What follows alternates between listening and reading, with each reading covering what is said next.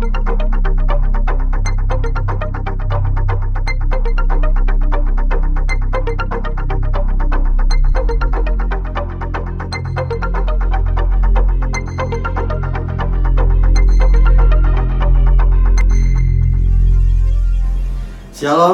jemaat yang dikasihi Tuhan.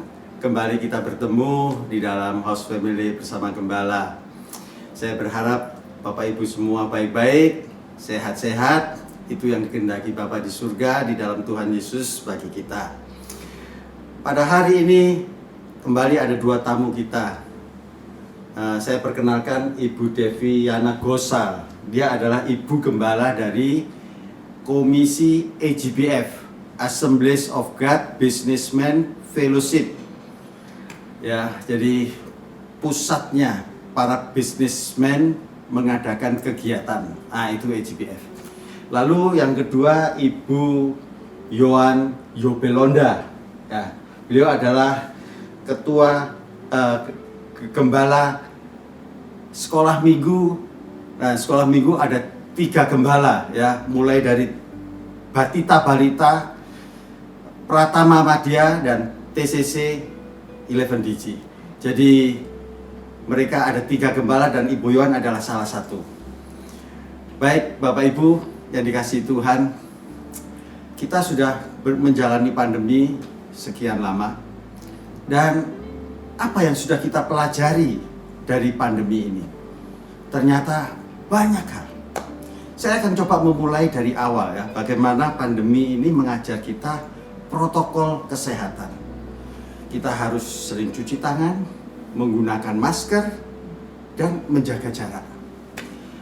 Pemerintah mengetahui bahwa inilah salah satu cara awal bagaimana kita menjaga kesehatan kita. Tetapi ternyata masih tetap virus ini berkembang. Sehingga pemerintah mulai menetapkan PSBB, pembatasan sosial berskala besar. Kita tidak mengikuti lockdown seperti negara yang lain, tapi PSBB. Sekali lagi dengan tujuan supaya ini mencegah penyebaran virus. Nah, lalu upaya yang lain, pemerintah mulai mencoba untuk rapid dengan tujuan mengidentifikasi siapa yang sudah kena dan bagaimana mereka harus di swab untuk membuktikan apakah dia kena atau tidak, dan pada akhirnya isolasi. Apakah itu di rumah sakit, ataukah itu mandiri di rumah, atau mungkin sebuah sarana hotel yang disediakan oleh pemerintah. Dalam sisi kesehatan, pemerintah menjalankan semuanya ini dengan tujuan rakyat sehat. Tetapi yang kedua juga diberikan kepada kita, yaitu dalam sisi bisnis, pekerjaan ya. Bagaimana pemerintah langsung memberikan keringanan di dalam hal cicilan-cicilan, kredit-kredit perbankan, itu supaya dibuat restrukturisasi, perbaikan, sehingga bagaimana pekerjaan itu tetap berjalan, tidak dipengaruhi oleh mereka harus beban-beban kredit. Dan lebih lagi, pemerintah juga memberikan bantuan langsung kepada UMKM, usaha mikro, kecil, menengah. Bapak Ibu, ini semua dengan tujuan supaya rakyat masih bisa tetap bekerja. Lalu yang ketiga yang kita tahu yang diusahakan pemerintah adalah bagaimana bantuan langsung tunai. Nah, inilah ya, bantuan langsung tunai ini kepada tenaga kerja mereka yang ada di BPJS maupun mereka-mereka yang masuk di dalam usia prakerja. Mereka di training, mereka digaji dan sebagainya, dengan tujuan mereka tetap mempunyai survival ya. Mereka bisa tetap happy di dalam hidupnya, sehingga mereka tidak merasa bahwa itu situasi yang sulit.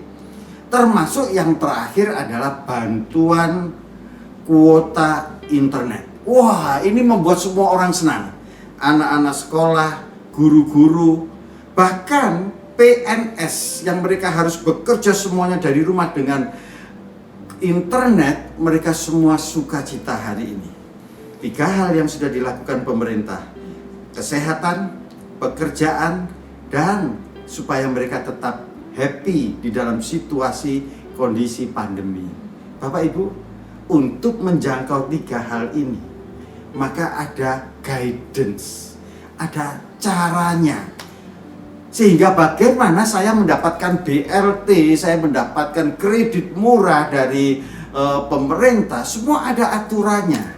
Nah, guidance inilah, ya, tata cara inilah yang harus kita ikuti sehingga kita dapat meraih fasilitas bantuan-bantuan pemerintah itu kita nikmati.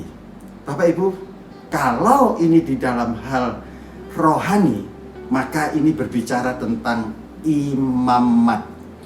Imamat ada di 5 kitab Taurat, dimulai dari Kejadian, Keluaran, Imamat, Bilangan, Ulangan.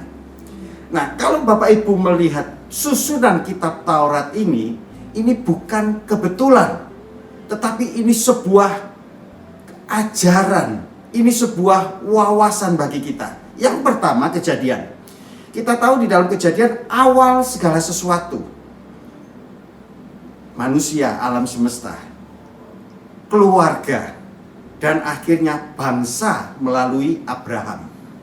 Nah, awal mula dari segala sesuatu, dari pribadi, keluarga, sampai kepada bangsa Israel, keturunan Abraham, maka kita melihat mereka pada akhirnya berakhir di dalam penawanan 400 tahun di Mesir. Dan ini membuat kehidupan mereka dalam tanda kutip gagal. Tetapi syukur kepada Tuhan ada keluaran. Bagaimana mereka dipanggil keluar untuk dimerdekakan, dibebaskan, lepas dari dosa, dan mereka hidup dalam hidup yang baru, tanah perjanjian. Nah, disitulah mereka harus melalui padang gurun. Nah, Bapak Ibu, imamat berbicara kepada kita bagaimana kehidupan bangsa Israel hari itu diatur sedemikian rupa supaya bagaimana mereka tetap beribadah kepada Tuhan, bagaimana mereka menjaga kehidupan kudus, dan bagaimana mereka diberkati sekalipun mereka ada di padang gurun. Nah, 3 hal inilah yang dikerjakan pemerintah, dan 3 hal inilah yang dikerjakan oleh Tuhan. Ibadah kita itu berbicara kegiatan kita, apakah waktu di pekerjaan, di rumah, di pelayanan, itu ibadah, Bapak Ibu. Demikian juga kekudusan. Apakah kita sehat hari ini? Atau kita sudah terkontaminasi, kita dosa hari ini? Dan yang ketiga, Bapak Ibu, bagaimana berkat-berkat yang membuat gairah, semangat, hidup ini menyenangkan karena ada berkat Tuhan di situ. Nah, hari ini kita sedang berbicara di dalam Ibrani pasal 5 yang menjadi WPDA kita, dan itu berbicara tentang Yesus, imam besar kita. Kita akan masuk di dalam tema ini, tapi sebelumnya kita akan memuji dan menyembah Tuhan, lalu kita akan berdoa. Tuhan Yesus sebagai imam besar agung kita, bukanlah imam besar yang tidak dapat turut merasakan kelemahan-kelemahan kita. Sebaliknya, sama dengan kita, Ia telah dicobai, hanya tidak berbuat dosa. Sebab itu, marilah kita dengan penuh keberanian menghampiri tahta kasih karunia untuk menerima rahmat dan menemukan kasih karunia untuk mendapat pertolongan kita pada waktunya. Amin.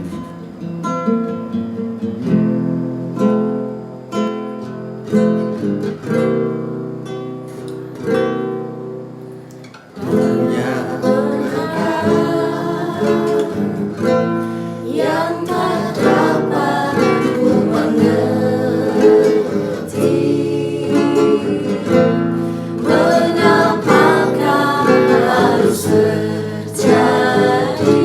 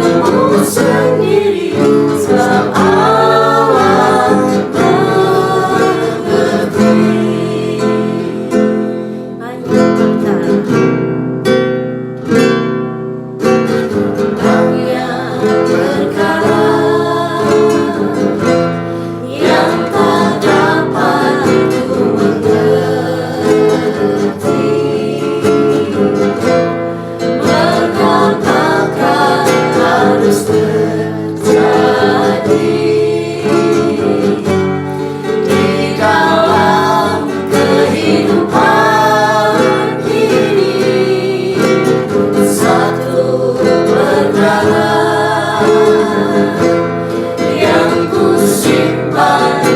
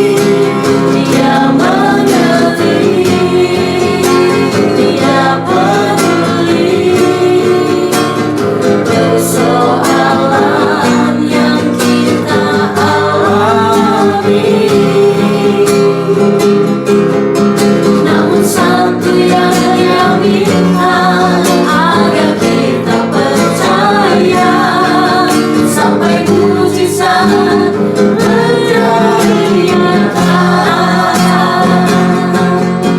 Namun satu yang Dia minta, agar kita percaya sampai mujizat menjadi nyata.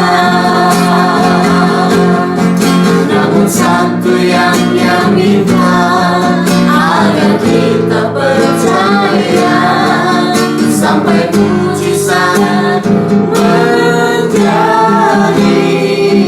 nyata.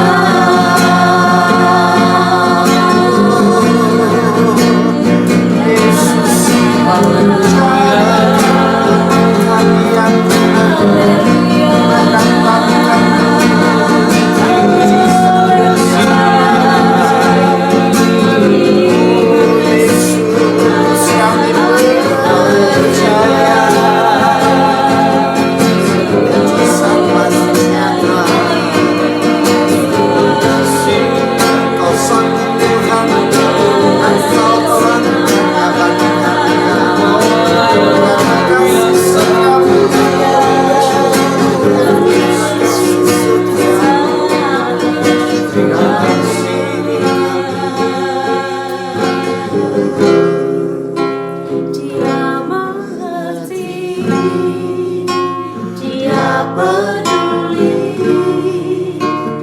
persoalan yang sedang terjadi. Dia mengerti, Dia peduli persoalan yang kita alami.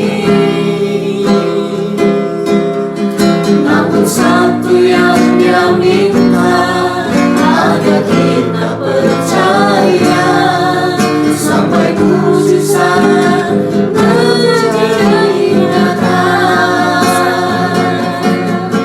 Namun satu yang Dia minta, agar kita percaya sampai mujizat menjadi nyata.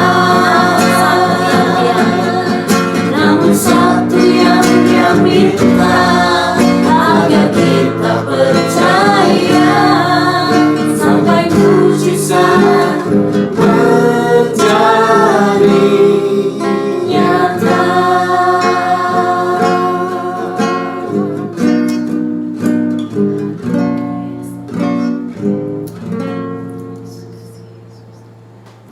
Bapa dalam surga, kami berterima kasih untuk saat ini kami boleh kembali mengikuti HF bersama Gembala.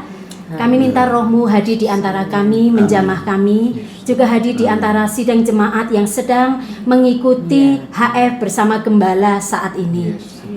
Biarlah melalui firman-Mu, melalui puji-pujian yang kami naikkan, melalui kesaksian, biarlah iman kami boleh dikuatkan. Dalam nama Tuhan Yesus kami berdoa. Amin. Amin. Puji Tuhan, Bapak Ibu.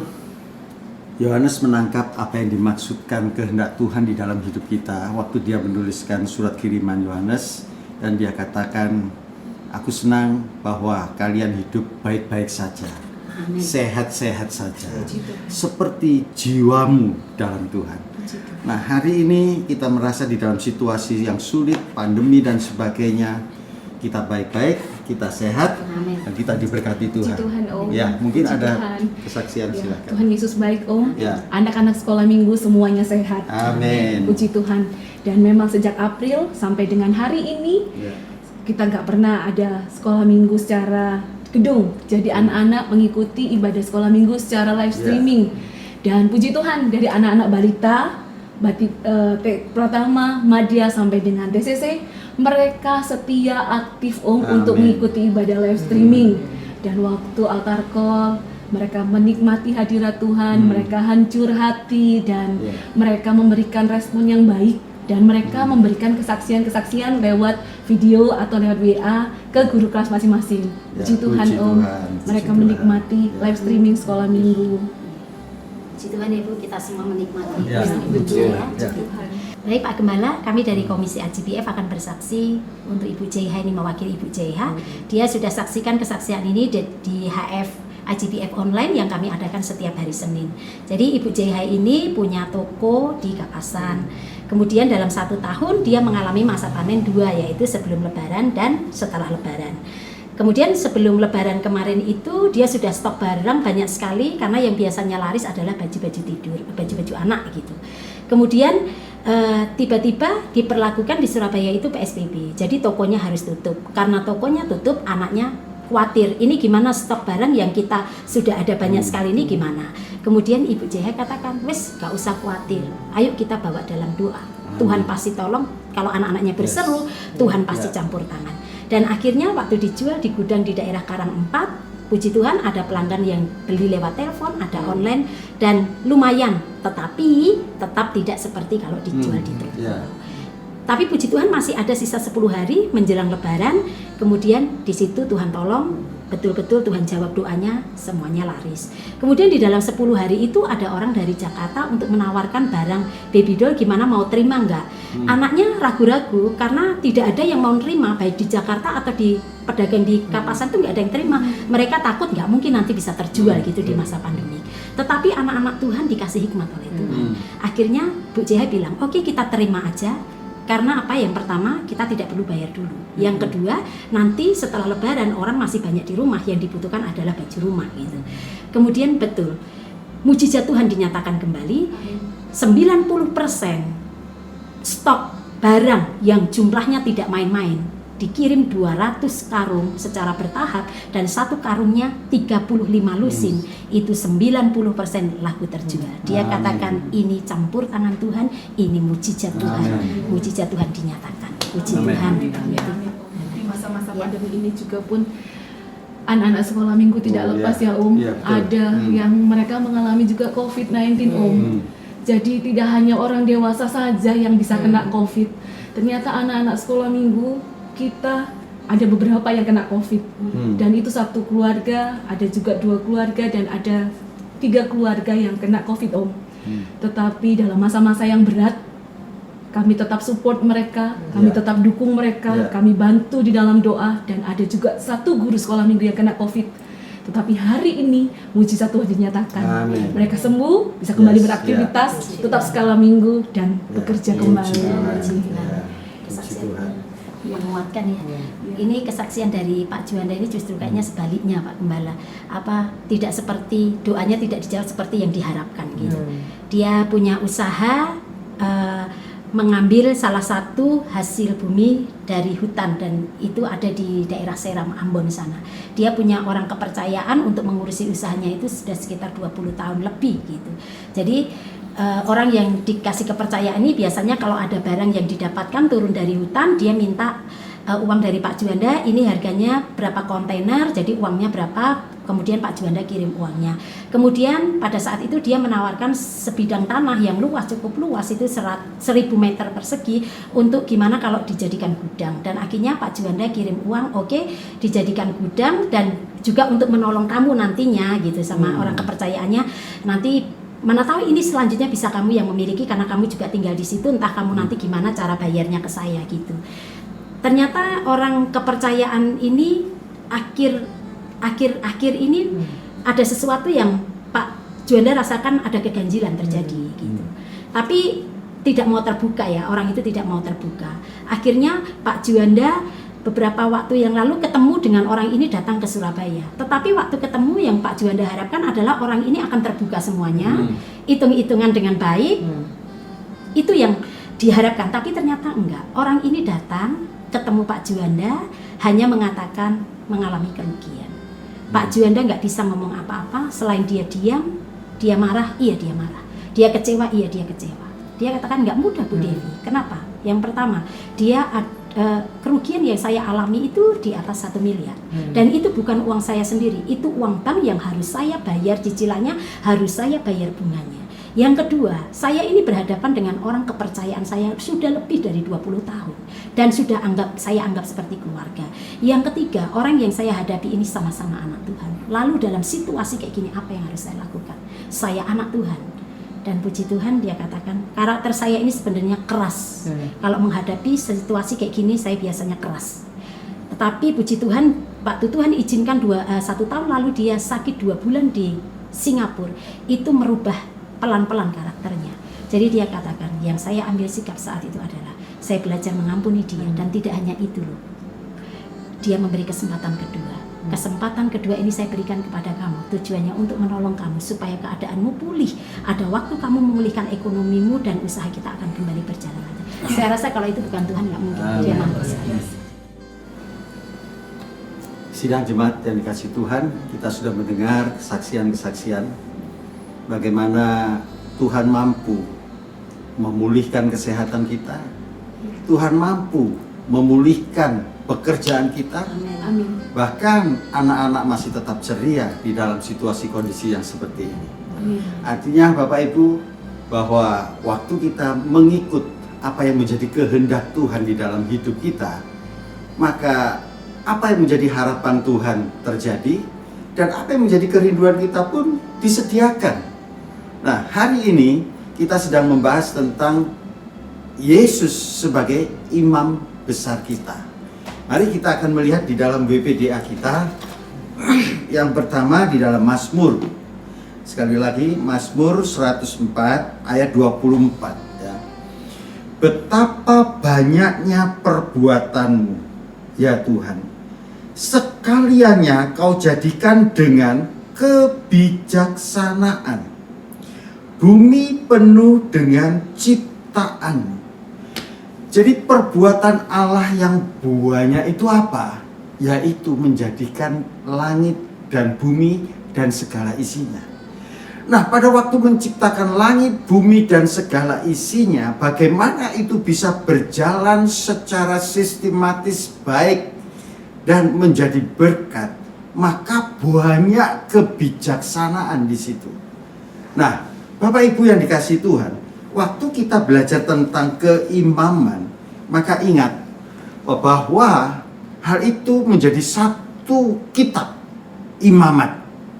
Dan kalau kita lihat hari ini bagaimana bangsa Israel mengembangkan imamat ini bahkan menjadi kehidupan mereka sehari-hari, maka bisa dibayangkan berapa tebal halaman untuk mengatur kehidupan manusia agar mereka bisa beribadah, mereka kudus di hadapan Tuhan, dan mereka diberkati. Tapi hari ini kita fokus dengan 3 hal ini, dan itu menyangkut kehidupan Tuhan Yesus, sehingga kita tidak kemana-mana. Baik, mari kita akan melihat di dalam Ibrani pasal yang keempat. Maka itu ditulis ayat 14, Yesus sebagai imam besar, sampai kepada ayat 5 di pasal 5 ayat yang ke-10. Mari kita akan melihat pasal 4 ayat 14. Yesus sebagai imam besar. Karena kita sekarang mempunyai imam besar agung yang telah melintasi semua langit, yaitu Yesus, Anak Allah. Baiklah kita teguh berpegang pada pengakuan iman kita. Saya membagi 2 di dalam renungan ayat poin-poin bagian kita. Yang pertama, tugas imam besar dan legalitas sebagai imam besar. Maka kita akan melihat dulu legalitas ya. Lihat di dalam pasal 15, yaitu yang selanjutnya, ayat yang keempat. Mulai ayat pertama. Sebab setiap imam besar yang dipilih dari antara manusia ditetapkan bagi manusia dalam hubungan mereka dengan Allah. Inilah tugas imam, dan itu sudah ditetapkan. Allah menetapkan imam, dia menjadi perantara antara manusia dengan Allah.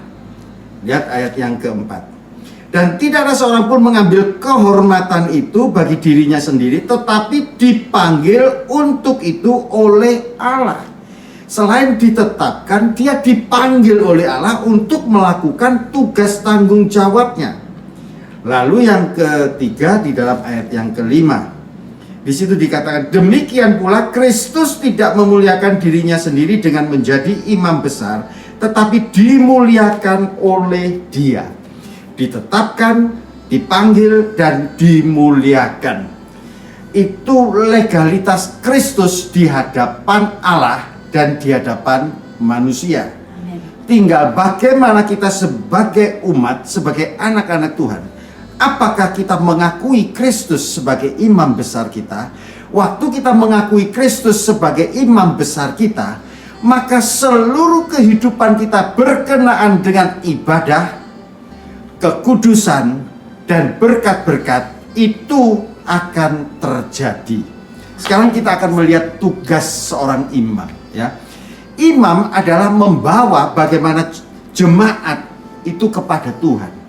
Kalau mereka berdosa, bagaimana dosanya diampuni, itu imam yang melakukan. Kalau mereka bersyukur karena berkat yang luar biasa dan mereka membawa persembahan, bagaimana persembahan mereka diterima di hadapan Tuhan.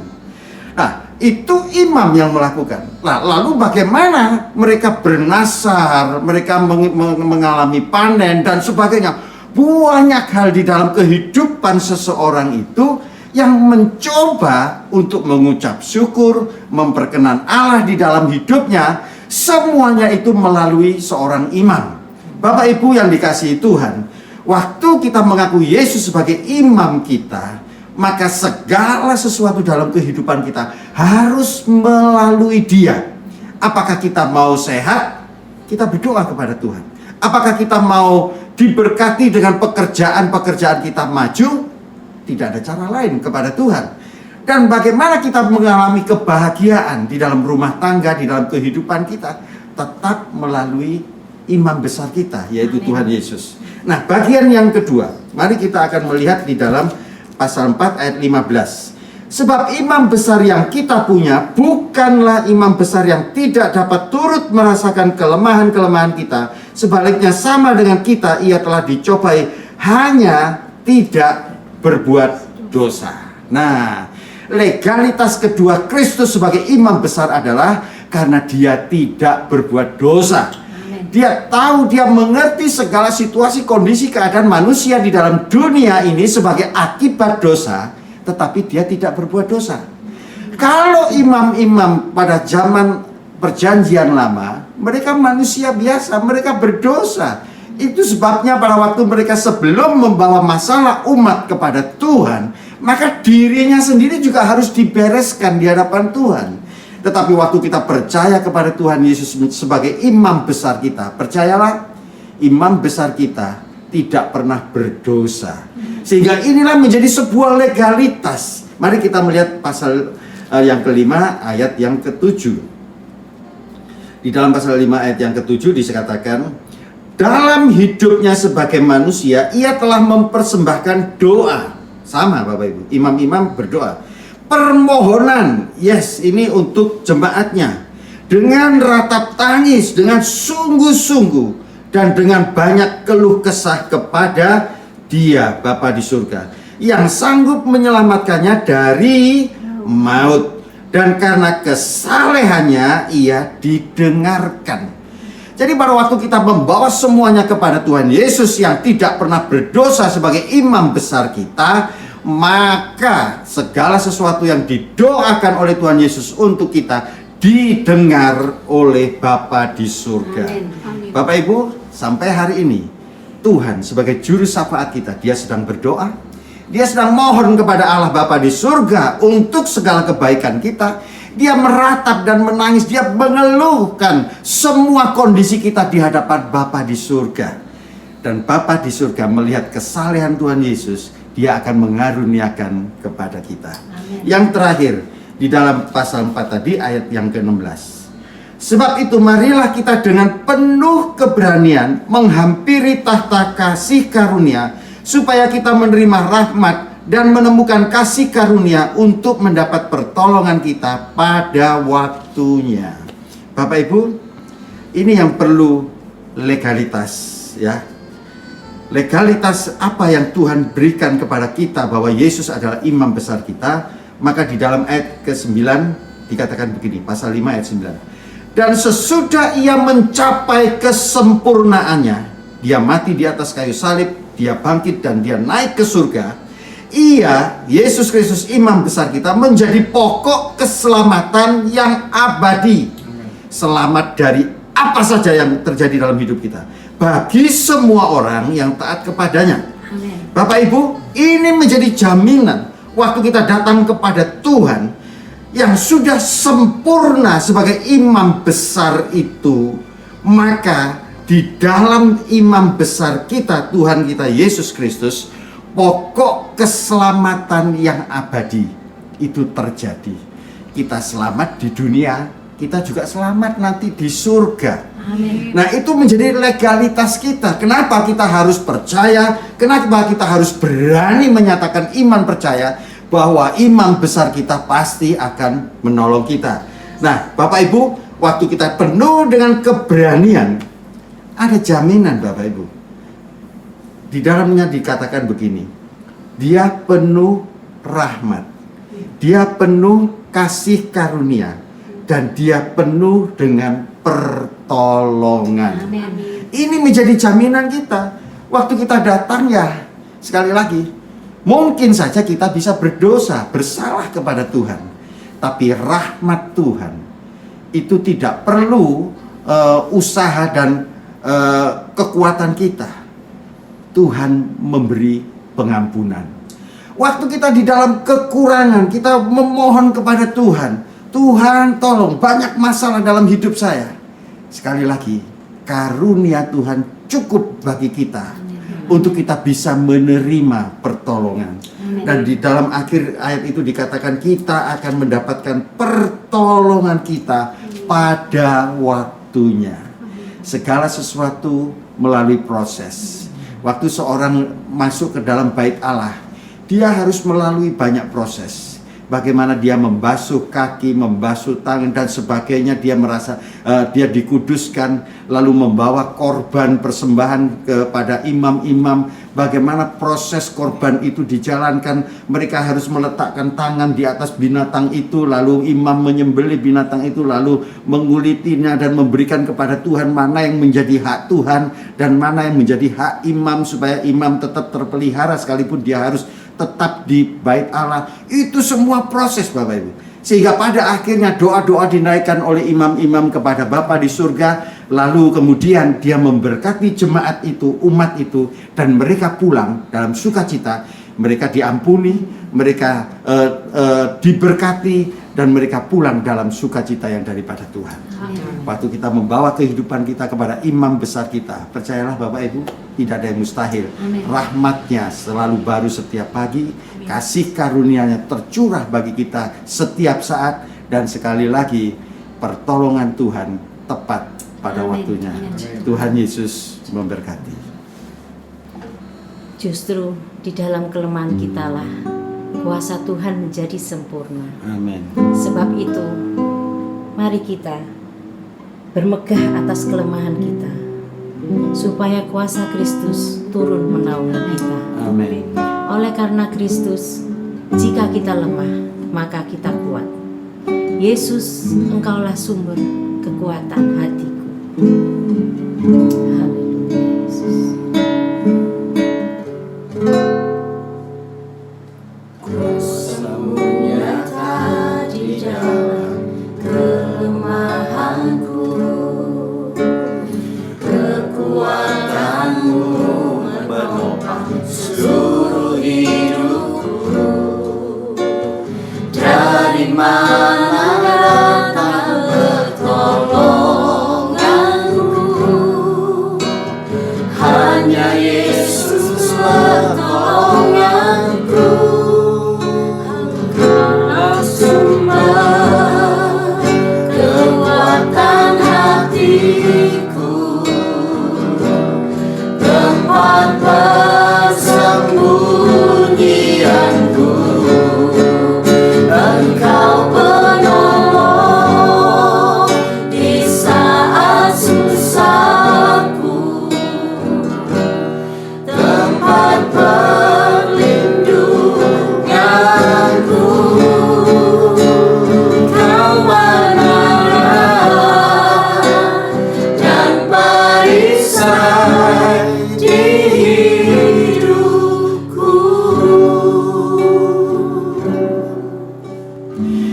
Bapak Ibu yang dikasihi Tuhan, selagi hari ini disebut hari ini menjadi kesempatan bagi kita. Tuhan Yesus berdiri di sebelah kanan Allah Bapa untuk menjadi juru syafaat bagi kita.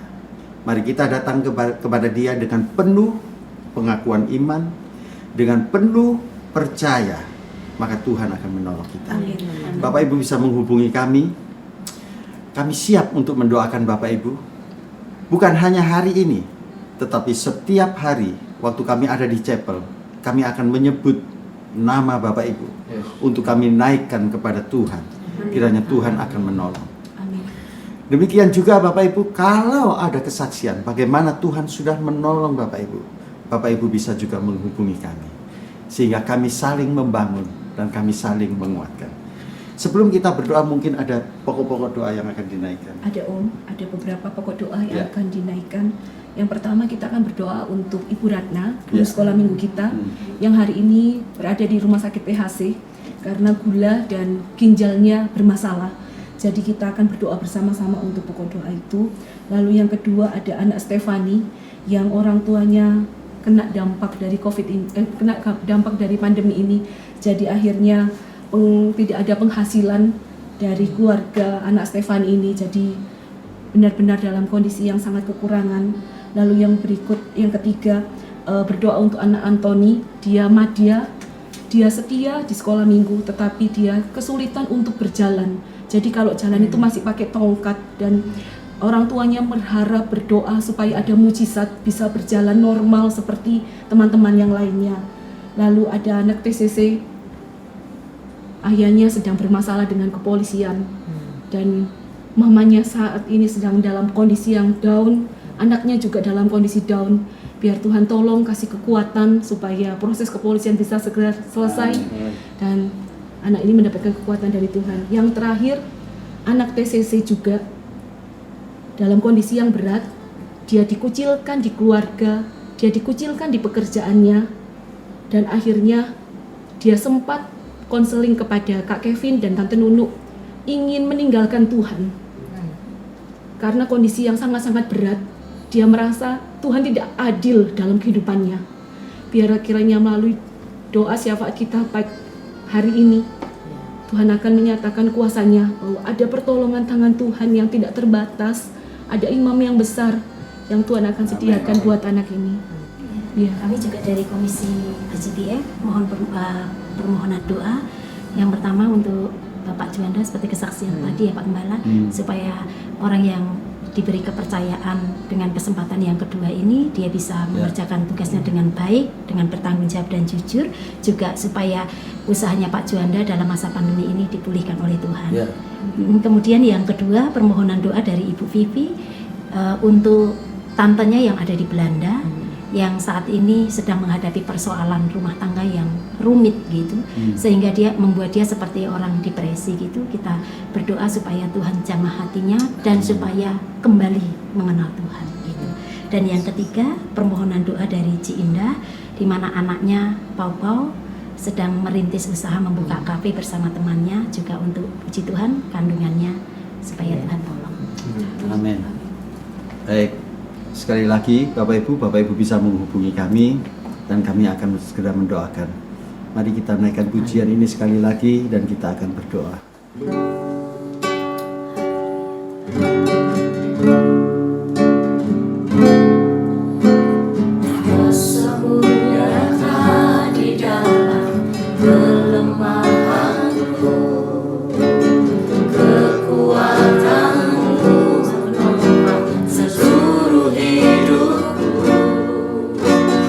Dari mana bertolong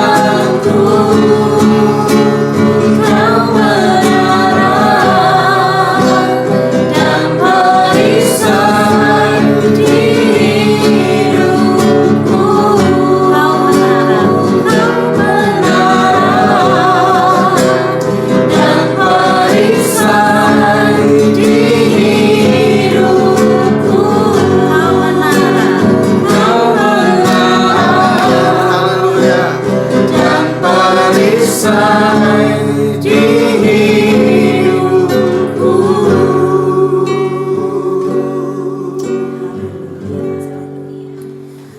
Kami datang kepada Allah, gunung batu kami.